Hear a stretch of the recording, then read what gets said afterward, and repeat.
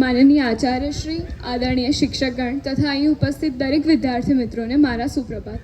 જેમ તમે સાંભળ્યું કે આજનો મારો વક્તૃત્વનો વિષય છે કે હર ઘર સ્વદેશી, ઘર ઘર સ્વદેશી.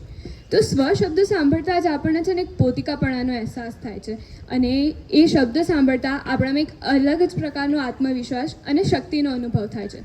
અને આ વસ્તુ ત્યારે જ શક્ય છે કે જ્યારે કોઈ આપણી પાસે હોય. હવે વાત કરીએ કે હર ઘર સ્વદેશી, ઘર ઘર સ્વદેશી. તો આ વસ્તુ હમણાંથી જ ચાલુ નથી થઈ. આ વસ્તુ ત્યારથી ચાલુ છે કે જ્યારે આપણે અંગ્રેજોની ગુલામીમાં હતા.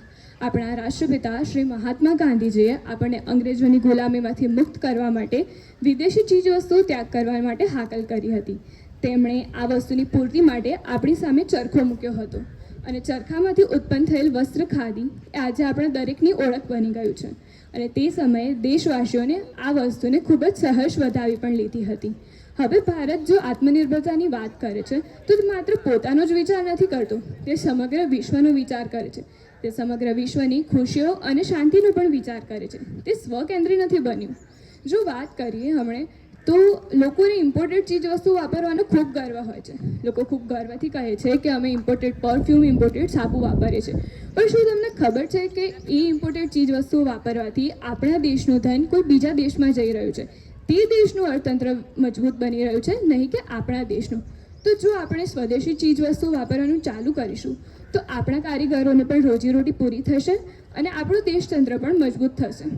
તો એવી જ રીતે જો આપણે કોઈ વસ્તુને અમલમાં લાવી હોય કે આપણે કોઈ ચળવળને સફળ બનાવી હોય તો તેની શરૂઆત આપણે આપણાથી જ કરવી પડશે. જો આપણે તે વસ્તુને અમલમાં લાવીશું તો આપણા ઘરવાળા પણ તે વસ્તુને માનશે અને તેવી જ રીતે આપણે સમાજ, ગામ અને શહેરમાં પણ તેને અમલમાં લાવી શકીશું. ઇમ્પોર્ટેડ ચીજ વસ્તુઓને ઘણી આકર્ષક રીતે આપણી સામે પ્રસ્તુત કરવામાં આવે છે. તેના જ કારણે આપણને તેને ખરીદવાની ઈચ્છા થાય છે. જો હમણાં ગયેલો તહેવાર જેમ કે ઉત્તરાયણ છે, હું તેની વાત કરું તો એમાં આપણે ચાઇનીઝ દોરી અને હોટ એર બલૂન્સ બહુ વાપર્યા, પણ લોકોને તેનાથી થતું નુકસાન તેના પછી ખબર પડી. આથી હું એવું કહું છું કે આપણે જે પહેલાં દેશી માંજો વાપરતા હતા અને રાતના સમયે પતંગ સાથે બાંધવામાં આવતા જે ટુક્કલ હતા તે એના કરતાં ઘણા સારા હતા. તેવી જ રીતે દિવાળીમાં આજકાલ લોકો દેશી કોડિયાને ભૂલી જ ગયા છે. જે વિદેશી દીવાઓ છે તેણે તેનું સ્થાન લઈ લીધું છે. તેના કારણે આપણા કારીગરોને ખૂબ ખોટ પડી છે.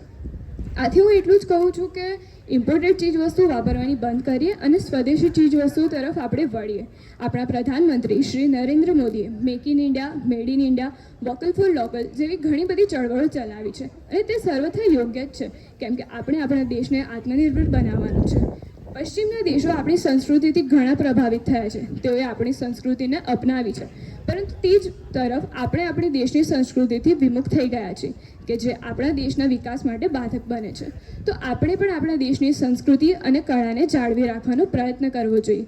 આપણે પણ આપણી કળા શીખવી જોઈએ. તે પછી ભલે દેશના કાશ્મીરથી કન્યાકુમારી કોઈ પણ સ્થળની જ કેમ ના હોય.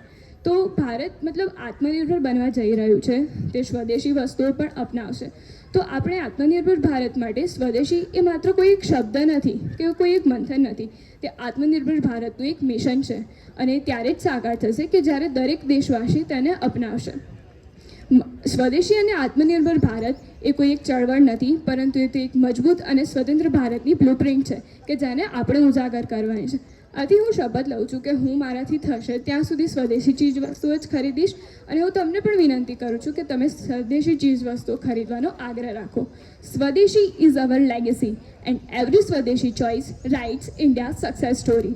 અને હું તમને એક વિનંતી કરવા માંગુ છું કે તમે લોકો પણ મારી સાથે એકવાર આ મંત્રને ઉચ્ચારો કે હર ઘર સ્વદેશી, ઘર ઘર સ્વદેશી. પ્લીઝ, હર ઘર સ્વદેશી, ઘર ઘર સ્વદેશી.